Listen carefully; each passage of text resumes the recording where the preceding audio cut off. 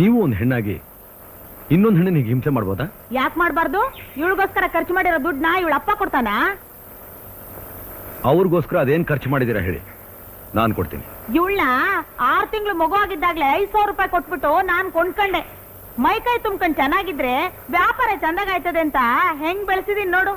ಈಗ ವಯಸ್ಸಿಗೆ ಬಂದ್ಲು, ವ್ಯಾಪಾರ ಶುರು ಮಾಡೋಣ ಅಂದ್ರೆ ಮನೆ ಬಿಟ್ಟು ಓಡ್ ಬಂದವಳೆ. ನೋಡಿ, ನೀವ್ ಎಷ್ಟು ಹಣ ಕೇಳಿದ್ರು ಕೊಡ್ತೀನಿ.